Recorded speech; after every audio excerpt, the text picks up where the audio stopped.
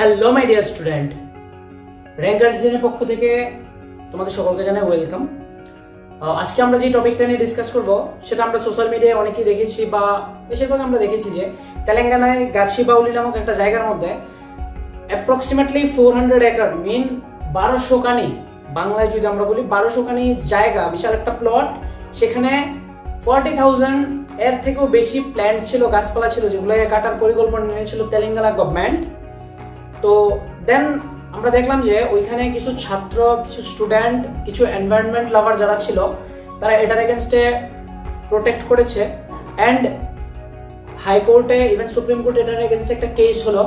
তো চলো আমরা এখন জানার চেষ্টা করি যে যদি গভর্নমেন্ট এই পরিকল্পনা নিত বা সাকসেস হয়ে যেত, দেন এনভায়রনমেন্টের উপর কি কি প্রভাব ইফেক্ট পড়তো। চলো ফার্স্ট, নর্মালি আমরা জানি গাছ যদি কাউন্টিং কমে যায় তাহলে টেম্পারেচারটা বেড়ে যায়, টেম্পারেচার অ্যাপ্রক্সিমেটলি 1 to 4 ডিগ্রি বেড়ে যাবে।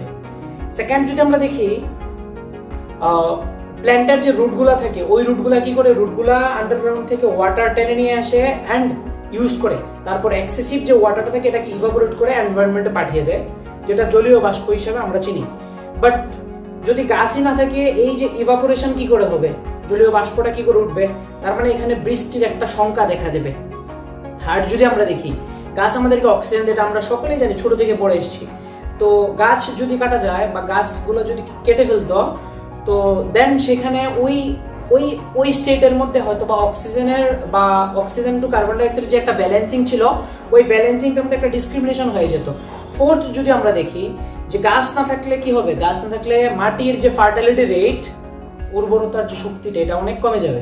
তো ফার্টিলিটি রেট যদি কমে যায়, গাছের থেকে আমরা প্রোডাকশন পাবো না, সেই আগের মতো খাদ্যের অভাব দেখা দেবে, খাদ্যের প্রাইস অনেক বেড়ে যাবে।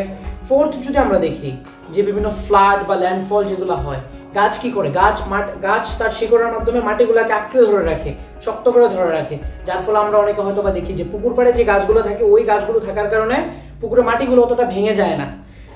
কেন? কারণ হচ্ছে গাছ তার রুটের মাধ্যমে, শিকড়ের মাধ্যমে মাটিগুলোকে আঁকড়ে ধরে রাখে।